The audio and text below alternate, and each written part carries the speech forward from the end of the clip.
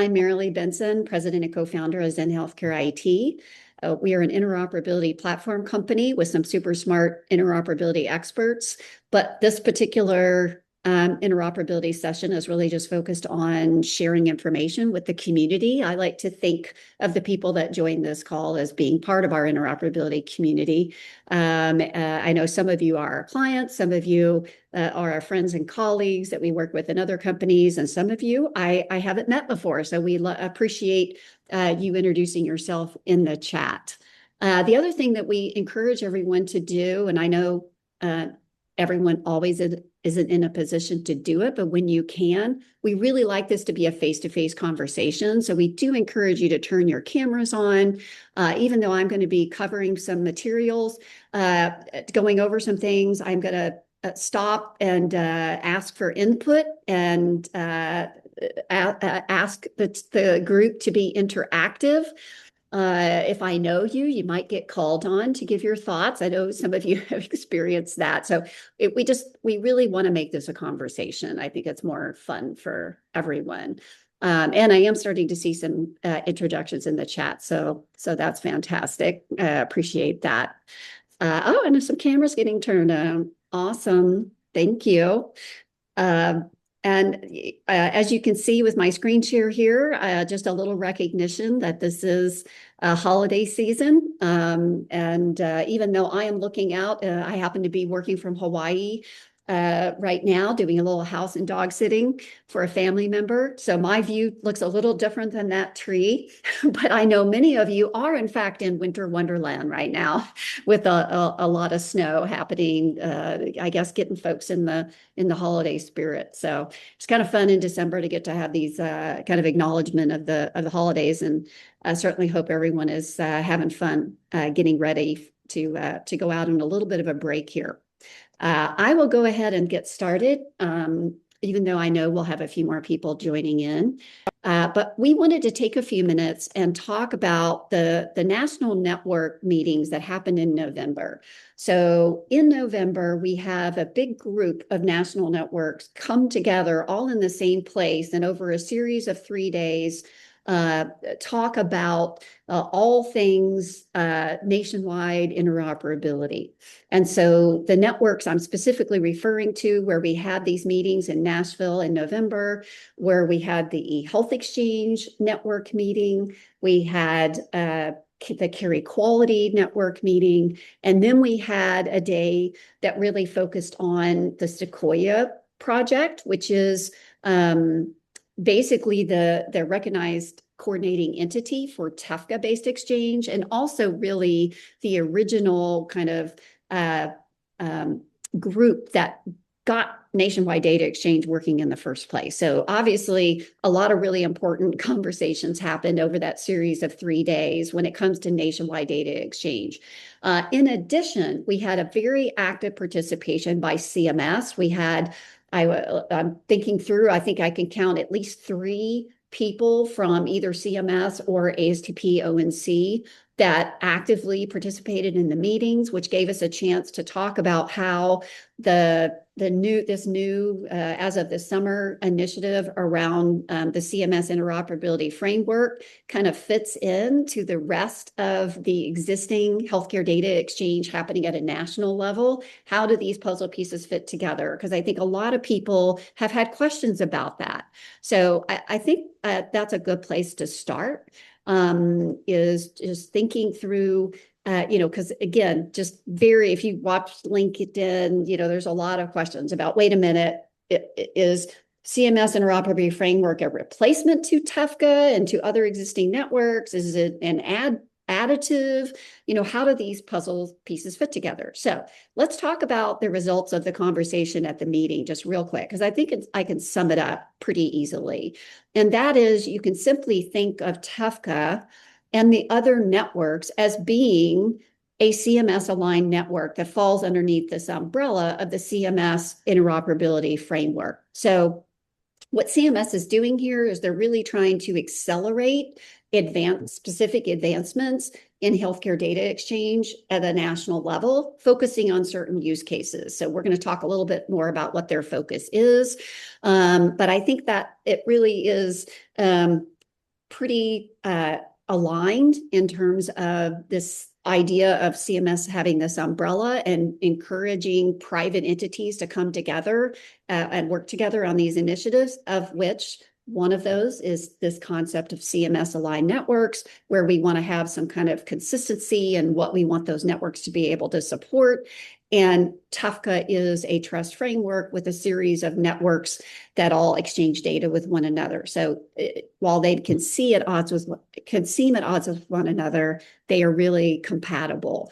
And so that's my opinion, and that was kind of the consensus coming out of the meeting. But this is a good place to open it up. I'm really curious, for those of you on the call, how you see it, if you have a different perspective on CMS aligned networks or the CMS interoperability framework in general, and how that fits in with other existing data exchange initiatives. So feel free, because we have a pretty small group. I think if anyone has something they want to add, I'm just going to pause here for a minute. So feel free to unmic yourself and jump in.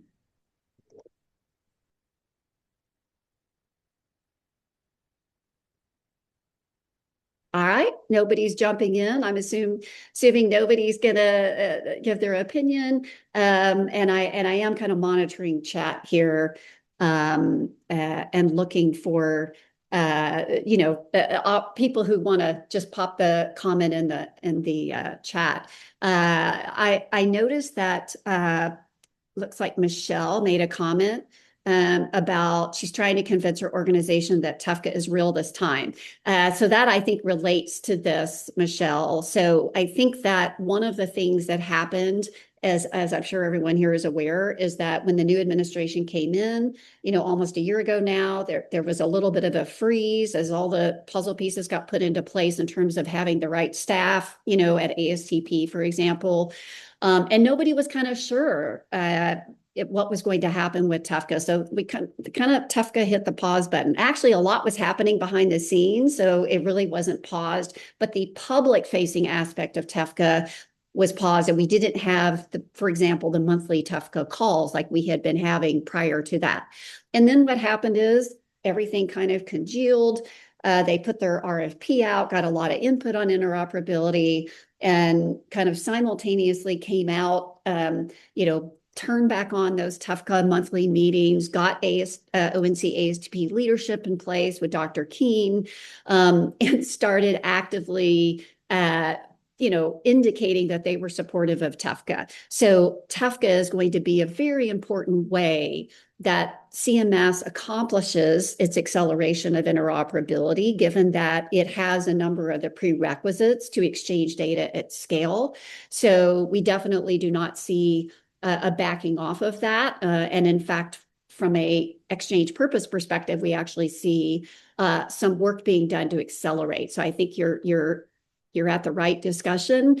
And we're definitely telling people that the TEFCA is for real. It's happening. And it's time to join up.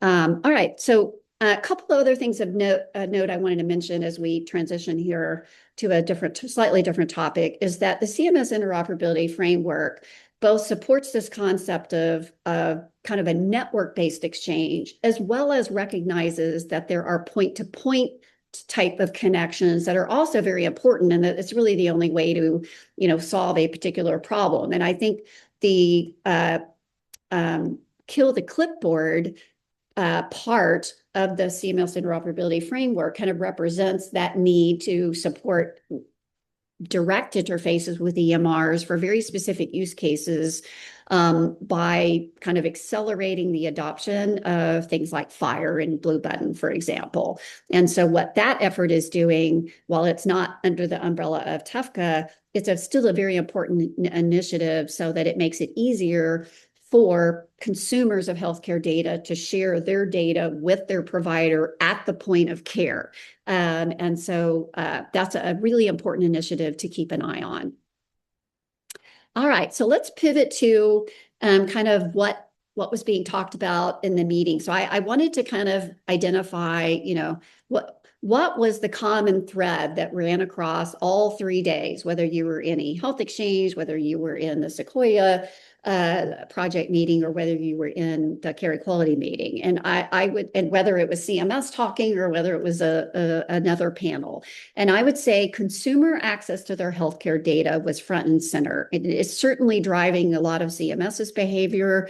And we are seeing that have really a direct impact specifically on TEFCA, because TEFCA right now is the only network that supports individual access services through a common governance model.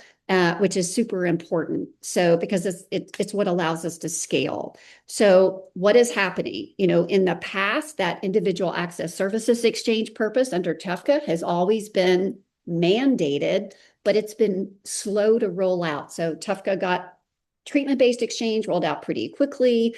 Over 60,000 provider organizations represented in the TEFCA directory, but those QHINs and those providers responding to individual access services was a little slow, a year ago. And what you've seen since then is this kind of acceleration of adoption. And we're now at the point where CMS is saying, let's go. And if we have had enough time to identify some barriers to individual access services, let's focus on those. And so what happened is TEFCA opened up a new work group. They happen to call it a work stream to work specifically on individual access services and making sure that when we identify those barriers are getting addressed. They brought in the identity service providers, so people like ID.me and Clear. They're the people who do the identity validation that's required for a healthcare consumer to use TEFCA to ask for their data. They brought in those companies, those health tech vendors, the digital health vendors who are actually building the apps that a consumer would use to ask for the data and that are participating in TEFCA, as well as the EMRs and the providers, right? Bringing those folks together and saying, when is it not working and why? And then let's improve things. And so one of the barriers, for example, is patient demographic matching. And it's a combination of just kind of the normal patient demographic matching issue that happens with all network-based exchange, and some wording that was in the individual access service related implementation guides, or under TEFCA are called SOPs. So they're really working here to try to clarify the requirements on the technical perspective, and also simultaneously add some new definitions around, for example, patient matching algorithm levels, so that we can fix this patient matching issue. And then also they're looking at adding something like historical addresses. Patients move around. If the ISPs can capture those historical addresses, most of them should have that information already available to them. Then we have multiple ways of both identifying the patient as well as knowing where that patient might have been, which means, where is that patient's data? So I want to pause there. Does anyone have any kind of specific questions related to individual access services under TEFCA, whether you're on the provider side or on the tech vendor side? And would love to hear from you if you have thoughts, or if you have just a comment that you want to make.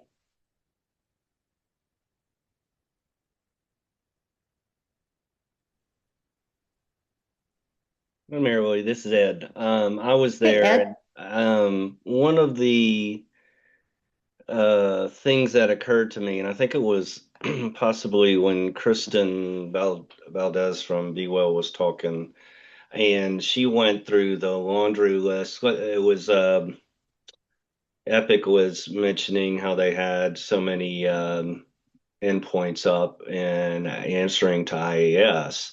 And she was like, yes, but, and went through the laundry list of all the things beyond the literal pipes that were there, including, by default, it's not turned on in an EHR. It requires consent.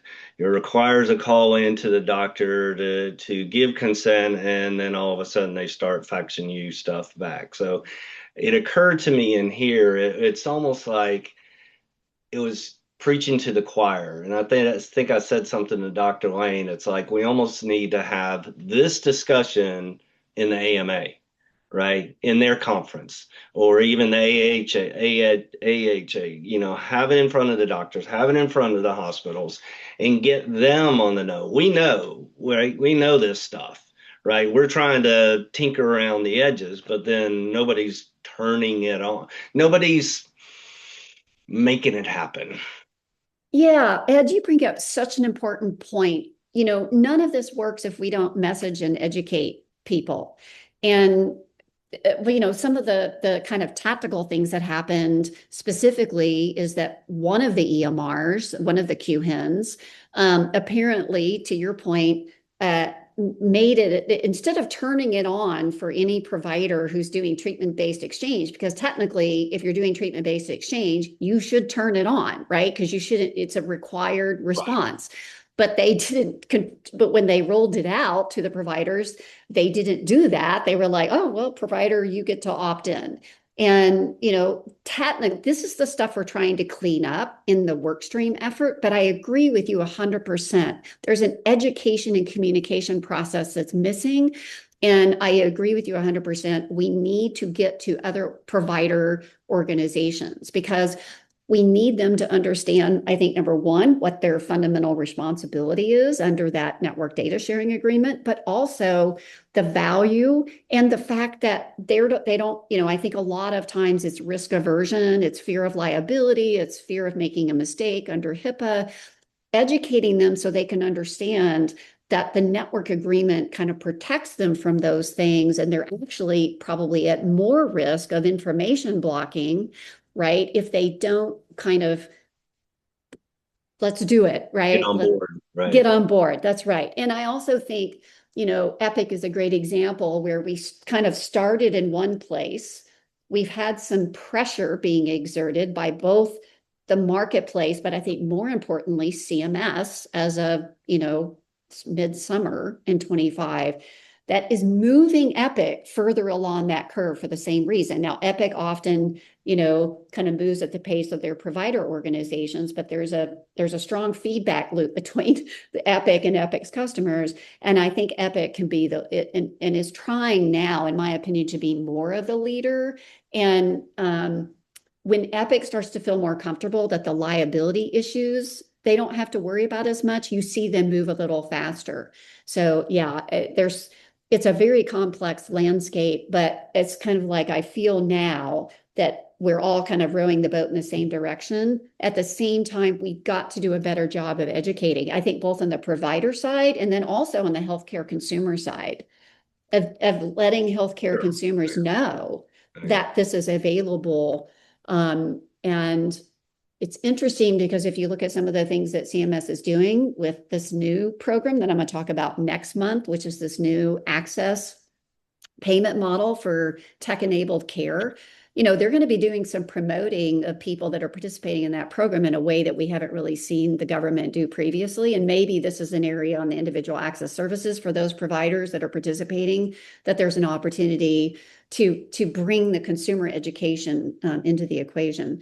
Ed, I hope that it sounds like you're in a position to really make a difference in terms of getting that provider communication going. So we look forward for you kind of keeping us up to speed because I know you are a regular attendee of this meeting. Yeah. So we'll look forward to that. Yeah. Awesome. Anyone else have any other comments or questions related to IAS? If not, we'll keep going. All right. So I think what I'm from a TEFCA perspective, I do think we're going to see some changes to SOPs that are going to be an effort to fix some of the problems that have kind of been barriers to individual access services under TEFCA specifically. And I know they've kind of created a little bit more of a transparent process for SOP changes. You can subscribe on the TEFCA website to get an email alert whenever they publish one of those proposed changes to any of the SOPs. So if you've not already signed up for those, be sure to do that, because that'll help kind of keep you updated as to what is changing.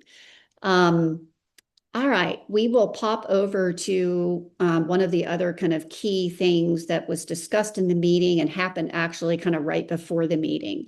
And so all year we've been, and maybe the last 2 years, we've been having this conversation of what is the trust framework of the future? So again, if you haven't heard me talk about this, the key thing to understand when thinking about nationwide data exchange is we have these trust frameworks, which would be Carequality and TEFCA, and then we kind of have the networks that connect to each other via these trust frameworks. So if I kind of, keep direct trust out of it, because yes, certainly, in my opinion, that's a trust framework for a specific use case.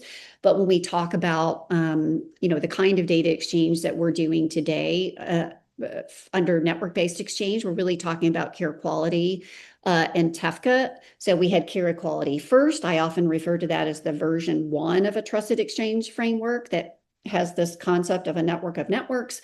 And then we have TEFCA. And in my opinion, TEFCA really is version 2 of a trust framework. The big key difference here is we do have the federal government actually involved as part of the governance process. And so lots of discussions with people. Well, we're doing Carequality today. When's the right time to move to TEFCA? Or do we ever really need to move to TEFCA? And we've kind of been living with this uncertainty and not a lot of communication coming out from Carequality at a public-facing level to talk about kind of what is the future of Carequality.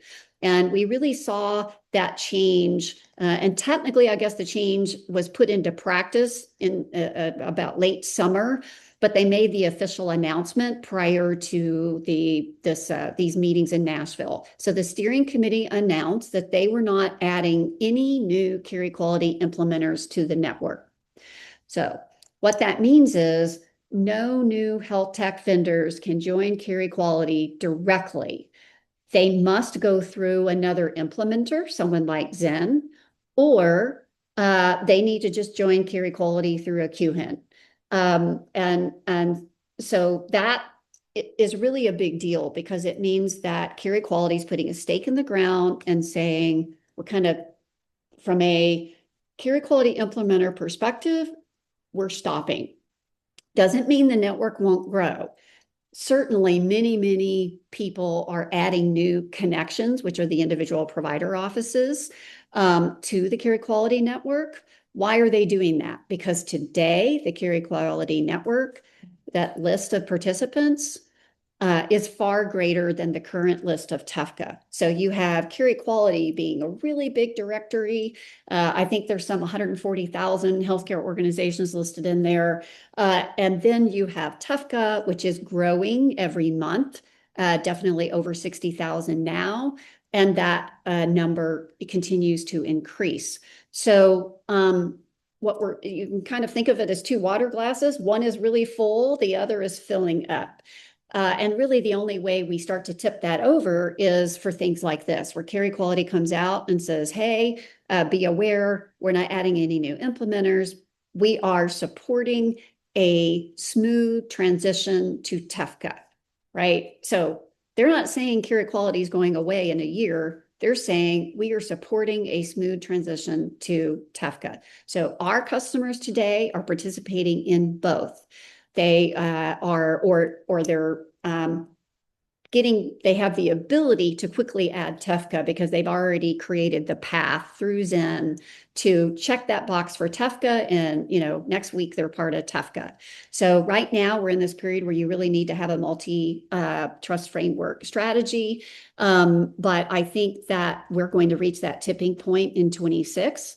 And I think the driver is going to be the big EMRs. So for example, if Epic comes out 6 months from now and says, we are starting to turn off Carequality entries, that's what I think is going to happen. We'll see if we'll come back a year from now and see if I'm right or wrong.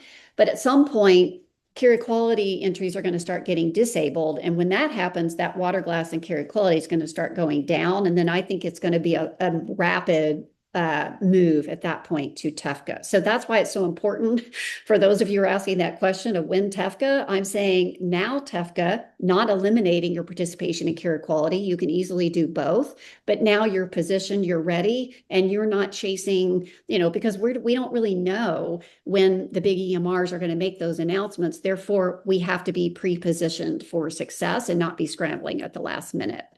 I'm going to open it up for questions on that topic because some of you, may have specific questions about and maybe Michelle, this would be a good time we'd love to hear your thoughts. Sure. Thank you. First of all, I'm happy to be here. I do have to go pick up a kid from school in a few minutes, though. Um, I so I run a small subsidiary of interoperability, and I've kind of seen this coming, this train rolling down the tracks. But my company focuses on healthcare technology, I would say, right? Like we're trying to build to add on specifically for laboratories. And my fear is that if we don't align with a QHIN, that we will be unable to continue to directly connect to healthcare systems as we have been in the future. And that future could be in 5 years, it could be in 10. But I was kind of holding my breath in February, wondering if this new administration would be supporting this initiative or not. And they seem to be fully backing it. So I'm here to get as much information as I can to try to really push the leaders at my organization to start to think about strategic partnerships and aligning with a Q. Yeah. Yeah. Yeah, very smart. And I think that, we haven't really talked about this yet, but, in addition to this treatment-based exchange that has been primarily exclusively what Carequality is doing, and then what TEFCA was the first exchange purpose out of the gate. And then we have individual access services being the second. You're going to continue to see new exchange purposes getting rolled out, whether it's through TEFCA or through Commonwealth. eHealth Exchange is adding, their own new use cases in also. So, having no pathway to a network, it is going to be limiting in the future. And I think that we could be looking at more push type use cases where data is pushed as opposed to being queried in the future. And we're already starting to see some of those, implementation guides in being discussed and being piloted. So yeah, I think that's smart. We're seeing labs joining, right? I know that Commonwealth has some laboratory members. And of course, lab interfaces could be so consumer could get their lab data directly from the lab, for example. So there's a lot of application of that. But yeah, just having and we have customers that do both direct integrations as well as national network integrations. And so I do think you got to be able to do both, but only being able to do one does start to become limiting in the future for sure. Yeah, I don't think it's something immediate, but it is certainly limiting ourselves. And once we started seeing Oracle and Epic and like the big EHRs start to join, was kind of a tipping point for me. Like, well, we don't want to be behind, right? Yeah. It might not take off the ground in a while, but I'd rather be ahead of it than Yeah. caught back. So thank you. Yeah. Thank you. Anyone else have a question or a comment about TEFCA, Carequality, timing? Yes, Josh. Um, what's been your experience on the rollout, enablement, and training at the QHINs around TEFCA? Specifically, like, are there people actually trained on what they're supposed to be collecting and recognizing? So when you say people, like give me an example. Like, are you talking about other health tech companies No, I maybe not mean, being educated or? I'm gonna say a name, not meaning to point fingers at anyone, but Michael at Carequality Admins at Epic.com doesn't seem to understand their own processes. Um, doesn't understand the terminology of their own templates. And I'm just wondering, Yeah. What's everyone else's experience like? Because this is kind of worrying. What we're seeing, Josh, is that you have two kinds of people in those queue heads. People who have been around for a while that really know and understand how it works. And then you have the new person they just brought in last week or last month that are still struggling to wrap their head around it. And so you get a lot of variety. On the Epic side, it's easy to escalate to get to a more, knowledgeable person. And so the bigger the queue hen, I find it's easier to escalate and get resolution quickly. And I'm going to turn it over and let other people comment too. The other interesting thing we've run into is, for example, when you've got an EMR like an ECW, and then they have a QHIN or a intermediary in the mix, which ECW will be their own QHIN, but under Carequality, ECW falls under SureScripts.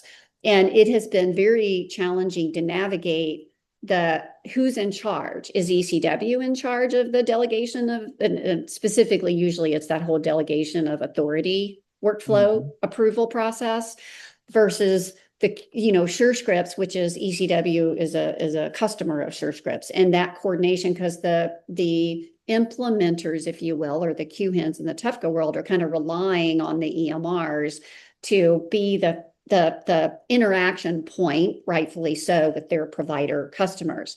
So, and I would say specifically where there's been a huge challenge is the delegation notice process. It was rolled out this summer pretty quickly, and there's been a knowledge gap, and Carequality is desperately trying to catch up and provide better guidance and try to push implementers to provide better training.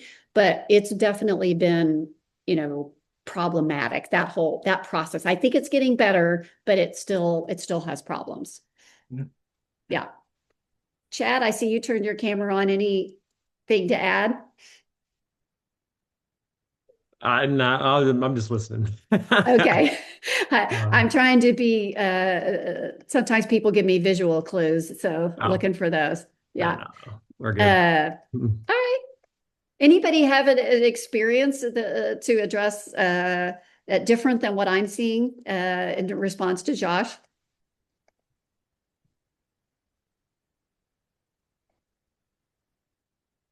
I think, Ed was talking about education in terms of the providers themselves, but I agree with you, Josh, that we constantly have to work at making sure the QHINs, the people like Zen, who are basically provide onboarding paths to the QHINs as for example, a Commonwealth service adopter, we're not all created equal.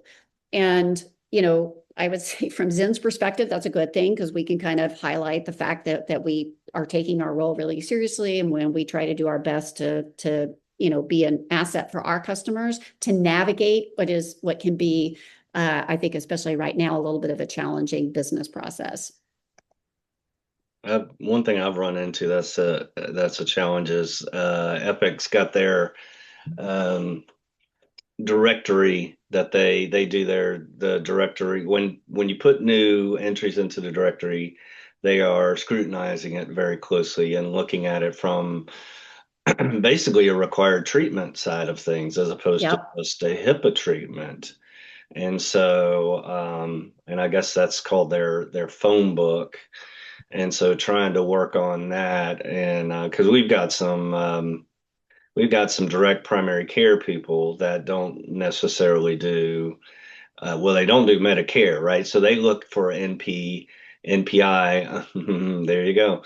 They look for NPI in under not in NPES, but in the Medicare lookup.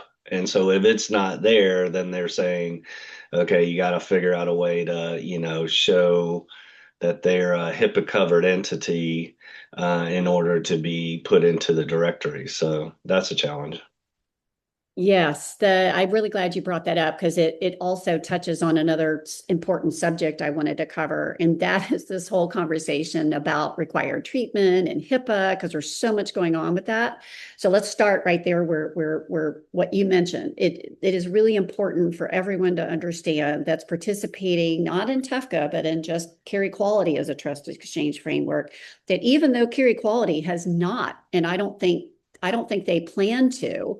Well, they could change their minds, but we looked at this and we tabled it. So, I can tell you from a Carequality advisory perspective, we are not having ongoing discussions about changing the definition of, Carequality's definition to required treatment. But Epic, because under Carequality, you can have business rules as long as you apply them equally across all connections. You can implement a business rule. So Epic did that. And what they basically said is, we are going to take that same definition of required treatment that TEFCA gave us, and we're going to apply that same language to all of our Carequality connections. And it's funny because I tend to be the squeaky wheel on those Carequality Advisory Council meetings. If someone doesn't talk about it or bring it up, just keep saying, yes, folks, this is still a problem. And, the way, Ed, that we're doing it, I'm sure you're probably having to do the same thing, is we just are now assuming and teaching our customers that they've got to vet. Like, I require my new Carequality connections, whether they're going through Commonwealth or directly through Zen as an implementer, to give me that vetting information. So yes, we ask for their NPI. We validate that. We ask for whether or not that provider is on Medicare, Medicaid, and give us some sort of evidence for that. And then if they're not doing any sort of claims processing, then the next question that we ask is, are you doing EDI verification for eligibility? Because even concierge medicine practices will often be, helping the patient navigate to other providers, like to a specialty group or to get lab tests done. And so they often will need to know what coverage that patient has, even if they're not filing the insurance. And it's also, a lot of times it's also baked into the practice management or EMR side of the practice. So they already kind of have that capability. So that's another one that will check that box. It is time consuming for everyone. We built it into the process on the front end, so that when I get the nice little love letter from Epic, the form, very nicely worded form email that says, hey, we don't think your treatment, you can connect to us these other ways. We have already given, we basically give our customers, who are the ones working directly with the providers, hey, here's what we're going to give Epic, right? Because we've already gathered a lot of the evidence already. We submit that evidence, and then, 2 days later, they're like, okay, you're good to go. So far, our process has been working, but it's such an important point, Ed, that if you want to exchange data with Epic and you're joining, any of the networks, you have to think about that covered entity status. And if you have a non-covered entity that you're trying to add to a treatment use case, you're going to have a problem. Yep. Yeah.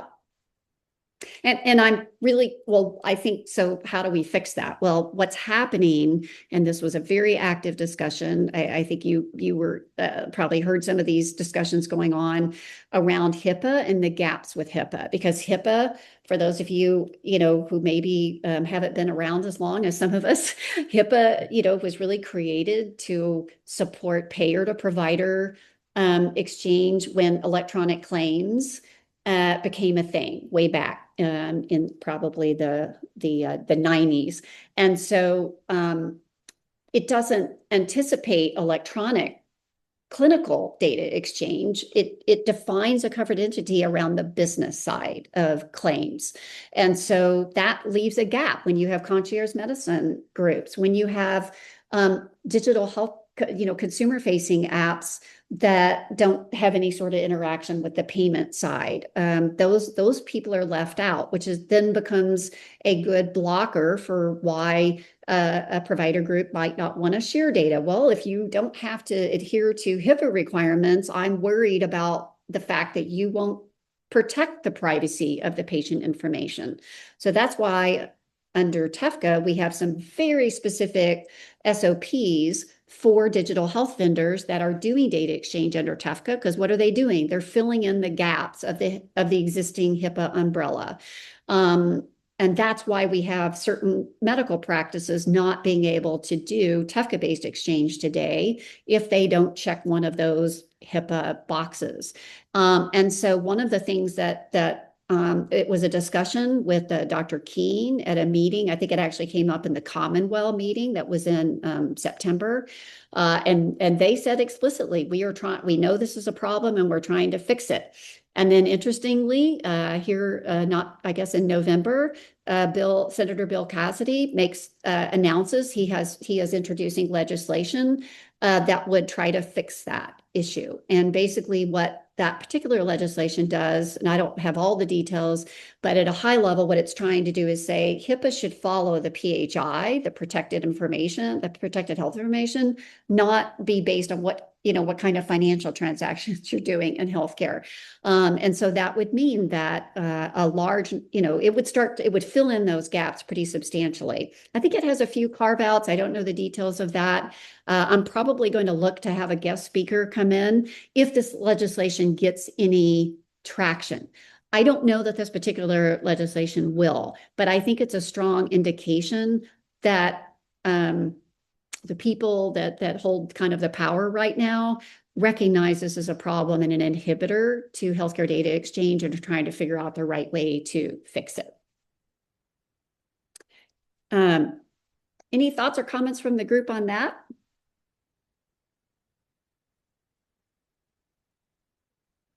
The other thing that was interesting is we had a big discussion around minimum necessary and kind of what that meant. And this is where this kind of spun out of this conversation around payer-based exchange. So under TEFCA, there are 3 exchange purposes that all fall under healthcare operations that are supposed to be mandated responses as of February. Right now, the language said for those exchange purposes, say participants should respond, and that language is supposed to be moving to shall in February. But I can tell you, from everyone's perspective, we're a long way away, in my opinion, to moving from a should to a shall from a practical perspective. So, Ed, I don't know if you were in the room when the 2 payers had a big difference of opinion.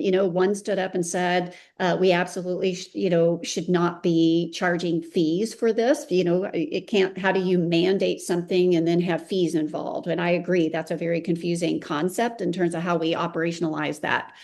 And then another payer stood up and said, we pay for data already. We get the data. It's just, and we'll be glad to pay for it. And I would be glad to pay for it. Yeah. So that was a fascinating, 15 minutes or so of conversation with 2 payers in the room.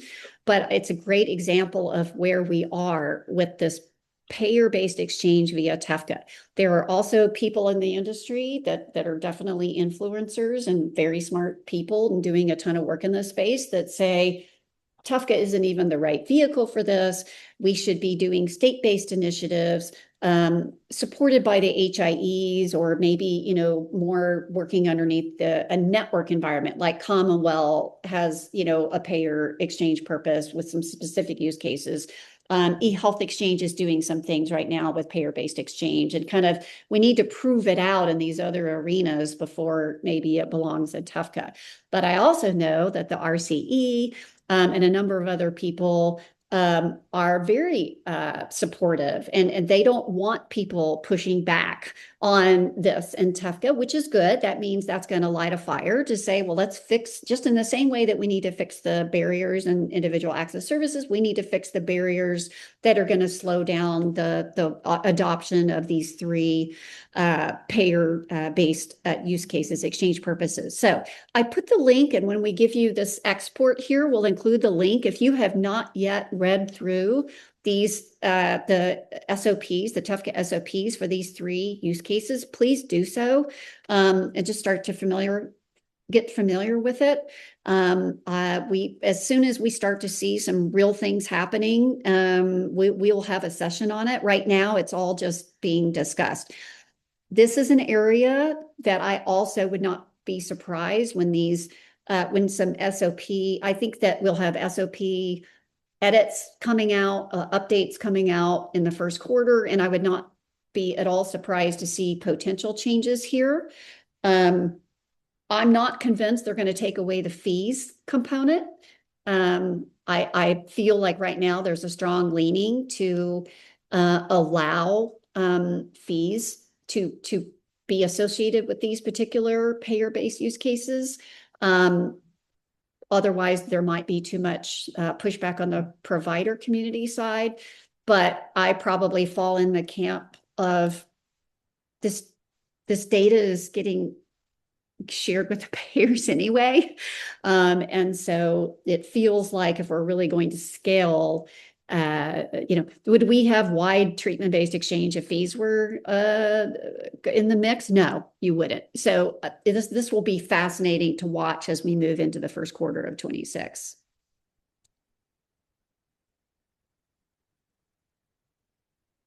All right, we have about 15, little less than 15 minutes. I'll just get back here to this discussion around HIPAA and the definition of minimum data necessary. That really applies in the payer use case specifically. And we had a very interesting conversation that from the privacy experts that it was really the OCR guidance. And I hope Ed, correct me if I picked the wrong governmental agency there, but you get rulemaking done and published, and then you get the government's interpretation of how they're going to implement that rule, and where they're going to, throw the red flag that someone's violating the rule. And most of the guidance around minimum necessary is that there's a lot of room for letting the person that's receiving the data take responsibility for that, what's minimum, for defining what they need to accomplish their task. I think one could argue that if you're a payer doing care management, care coordination, there's a fair amount of data that you need to understand the full picture of the patient. And so it was interesting because it kind of went along the lines of oftentimes minimum necessary becomes an excuse that blocks data exchange. And that, again, this may just be an education process on the provider side, I think specifically of what their risk really is when it comes to sharing data for non-treatment based use cases or non-individual access services use cases. And they don't need to be so concerned about that risk. But I also think it's one of the reasons why you see FHIR kind of being the primary way that we're going to accomplish these new exchange purposes, because FHIR does allow us to have a little bit more granular control over the information that's shared between parties, as opposed to the CCDA model, the clinical documents model that is, almost exclusively used in the treatment world.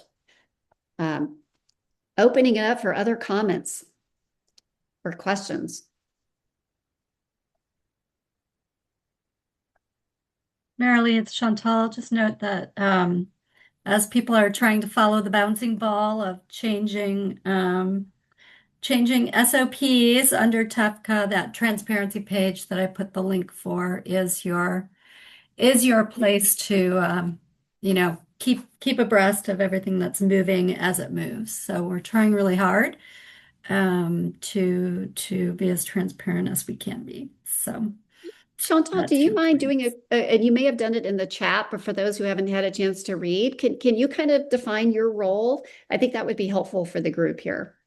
Yeah, sure. So I'm Vice President of Strategy and Engagement at the Sequoia Project. And so I'm part of the RCE team and lead our stakeholder engagement activities and educational activities. And I was chatting with Marilee at the Sequoia annual meeting about, the constraints of being a federal contractor and being able to do education, and how much I appreciate the work that she's doing. So I'm here to answer questions, but also just to understand where people have questions, so that as we build out our educational programming, we can hit the mark. So appreciate you And doing this is this, why Marilee. thank you so much, Chantal. And this is why it's so important for those of you who attend these sessions to ask those questions. So we really do appreciate that. We have been doing this long enough now. And sometimes you just do it, right? You do it no matter how busy you are, because we want to make sure that those of you who see this and become aware of it know that this is going to happen on a monthly basis. And that even though we may have a topic that we're focusing on, having folks like Chantal on the call when she's available to join means that you do get one, she's plugging in and listening to the questions and concerns that you have, which is incredible. And, when possible, has the chance to directly answer questions. So that's, I really appreciate you attending when you can, Chantal. That's wonderful. And speaking of, we have a few minutes. Anyone else have a question for Chantal? Or Chantal, welcome. Your last comments are welcome also. Oh, I just wanted to note that we do have our monthly public info call next week, and you will get the latest, greatest numbers on exchange via TEFCA. I think it might already be up on our website, but over 200 million records shared so far. So we're starting to see that network effect of more people joining in, meaning more people finding the data that they need. So it's exciting. There's never been a better example, I don't think, of a snowball effect. The more people in the network, the more people join the network. And it will be really fun to see when we hit that tipping point where, we have more people joining TEFCA than we have, and maybe we really start to slow down in the number of people that are getting added to Carequality. And it's not because we want to see Carequality's demise. It's just that it's time to move to version 2. And that's going to unlock more exchange purposes. We can't do individual access services under Carequality. We can't, we can maybe do one-offs, right? Two parties can agree to share data with one another, but that's not scalable. So it is very exciting to see if we can get the bulk of the folks over into TEFCA. And I think that's going to happen in 26. And we can address some of these barriers to some of these new exchange purposes. That's really going to be exciting. And I, for one, I feel that IAS must work. Like, that's just not optional. We have to make that a success. If we do that, then TEFCA is a huge win for TEFCA and the industry and healthcare consumers, patients.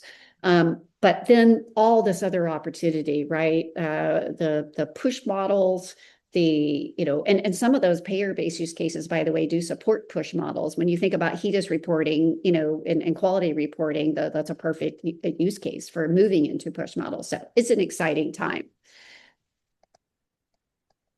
All right. Any final, I'm just going through, I see there's Chantal's posting links for us, so that's fantastic. Karen's posting some things in here. Last chance for comment or questions.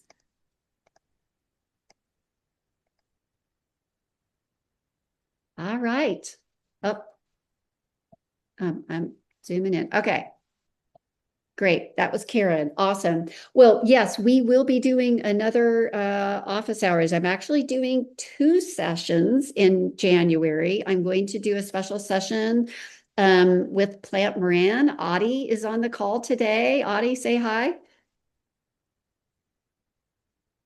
Everybody, nice to have everyone on the call. Looking forward to a session in February, I believe. Oh, that's right. February. We decided February.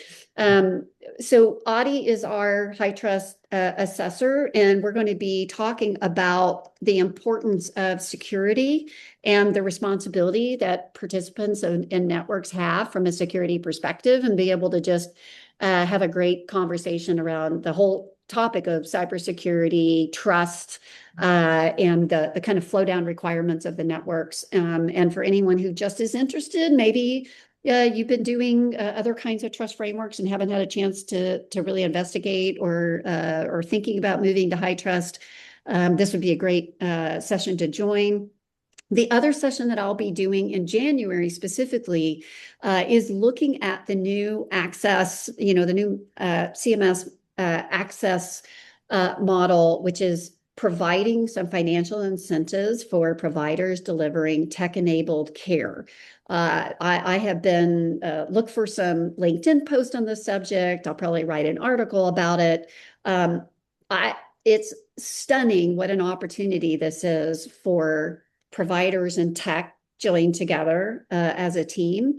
And we're super excited about it. And we know everyone has a lot of questions. I will say that I did read yesterday that one of the requirements of people enrolling in that program, they must be part of a health information exchange. They're not telling you which one, but interoperability is front and center in being able to deliver tech-enabled care. And I will also tell you that the conditions that are covered by that program, that covers a large number of patients that have chronic illnesses. And even though it's getting rolled out, different groups of patients at a time, they're starting with a group that's represents a large number of folks that can really benefit from more proactive tech-enabled care. So very exciting, and that's a little preview of what we be talking about next time. So everyone, I want to wish you a very, very, very happy holiday season. Look forward to seeing you again in January. Stay tuned we'll be promoting the next session and the date and time for those coming up here shortly. Thanks, everyone. Thank you. Thanks, Marilee. Thank you. Bye, everyone. Bye.